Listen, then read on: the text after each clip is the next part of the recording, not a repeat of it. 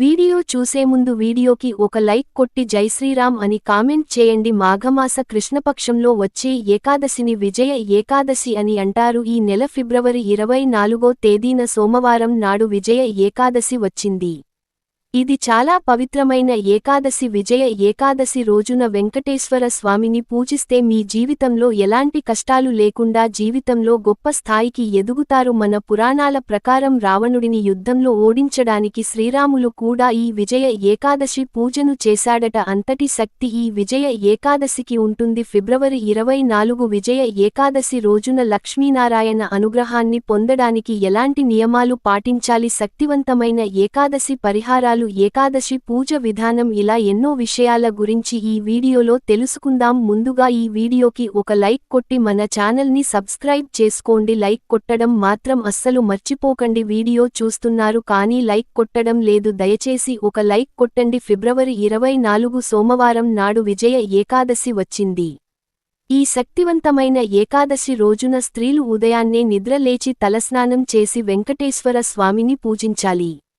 ఈ రోజున చేసే పూజల వల్ల కోటిరెట్ల పుణ్యఫలితాన్ని పొందవచ్చు. ఈ విజయ ఏకాదశి రోజున ఎవరైతే వెంకటేశ్వర స్వామిని పూజిస్తారో అలాంటి వారికి ఖచ్చితంగా భోగభాగ్యాలు లభిస్తాయి. కాబట్టి పవిత్రమైన ఏకాదశి రోజున వెంకటేశ్వర స్వామి పూజించడం మాత్రం అస్సలు మర్చిపోకండి. ముఖ్యంగా తులసి దళాలతో వెంకటేశ్వర స్వామిని పూజిస్తే కోరిన కోరికలు తక్షణమే నెరవేరుతాయి. ఏకాదశి రోజున పూజ చేసే ఆడవారు వెంకటేశ్వర స్వామి పటానికి గంధం బోట్లు పెట్టి స్వామివారి పటాన్ని పూలతో అలంకరించుకొని తులసి దళాలు సమర్పించండి. తులసి ఆకులో లక్ష్మీదేవి కొలువై ఉంటుంది కాబట్టి ఈ శక్తివంతమైన ఏకాదశి రోజున వెంకటేశ్వర స్వామికి తులసి దళాలను సమర్పిస్తే ఇంట్లో లక్ష్మీదేవి తిష్ట వేసుకుని కూర్చుంటుంది. ఇక మీ ఇల్లంతా అష్ట ఐశ్వర్యాలతో నిండిపోతుంది. అత్యంత శక్తివంతమైన దీపాలలో పిండి దీపం ఒకటి, అలాగే స్వామివారికి ప్రీతికరమైన దీపాలలో పిండి దీపం ఒకటి. కాబట్టి ఈ పవిత్రమైన ఏకాదశి రోజున వెంకటేశ్వర స్వామి పటం ముందు ఒక పిండి దీపం వెలిగించి స్వామివారికి నమస్కారం చేసుకుంటే మీ కుటుంబ సమస్యలన్నీ తొలగిపోయి అఖండ కుబేర రాజయోగం కలుగుతుంది. బియ్యపిండితో ఒక పిండి దీపాన్ని తయారు చేసుకొని అందులో నువ్వుల నూనె కానీ ఆవు నెయ్యిని కానీ పోసి 5 ఒత్తులతో దీపారాధన చేయండి. ఏకాదశి రోజున 5 ఒత్తులతో పిండి దీపం వెలిగిస్తే డబ్బు సమస్యలన్నీ నెల రోజుల్లోనే తొలగిపోతాయి. ఆకస్మిక ధన లాభాలు చేకూరుతాయి. పూజలో బెల్లం ముక్కను నివేదించి వెంకటేశ్వర స్వామికి హారతి కర్పూరం సమర్పించి ఓం నమో భగవతే వాసుదేవాయ నమః ఈ మంత్రాన్ని 21 సార్లు జపించి మీ మనసులో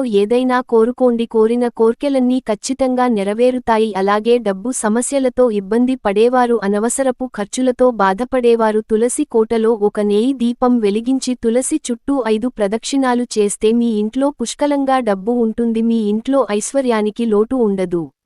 ఏకాదశి రోజున తులసి ఆకులను కోయకూడదు.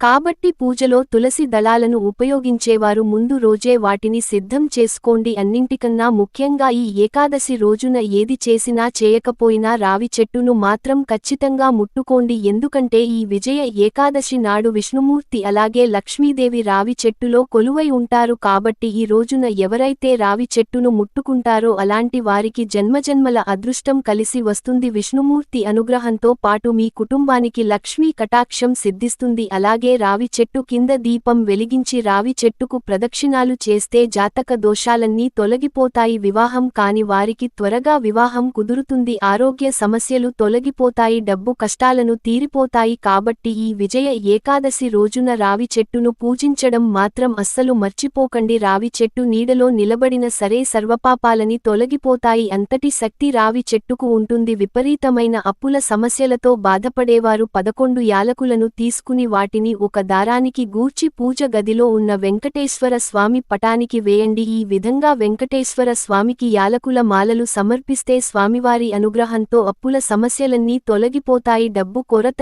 ఏర్పడకుండా ఉంటుంది. ముఖ్యంగా ఈ విజయ ఏకాదశి నాడు మాంసాహారం, ఉల్లిపాయ అలాగే వెల్లుల్లి వంటి ఆహార పదార్థాలను తినకూడదు. ఏకాదశి రోజున మధ్యాహ్న సమయంలో నిద్రపోకూడదు. అలాగే జుట్టు కత్తిరించకూడదు. ఎవరిపైన కోపం చూపించకూడదు. ఏకాదశి రోజున ఎవరికి డబ్బు ఇవ్వకూడదు. అలాగే ఇంట్లో వెన్నని కరిగించకూడదు. నలుపు రంగు బట్టలను అస్సలు ధరించకూడదు.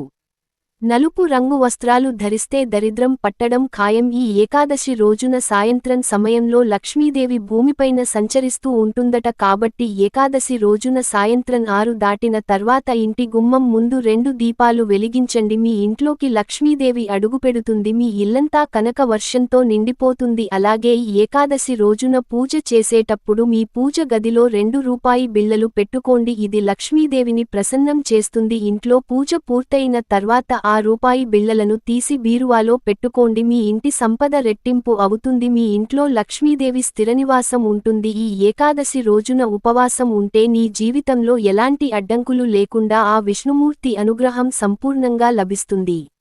ఏకాదశి రోజున రాత్రి సమయంలో అన్నం తినకూడదు. ఎందుకంటే ఈ ఏకాదశి రోజున రాత్రి సమయంలో జ్యేష్ఠాదేవి వడ్ల గింజల్లోకి ప్రవేశిస్తుందట. ఈ విజయ ఏకాదశి రోజున పేదలకు దానం చేస్తే చాలా మంచిది. ఈ వీడియో మీకు నచ్చితే లైక్ చేసి సబ్స్క్రైబ్ చేసుకోండి.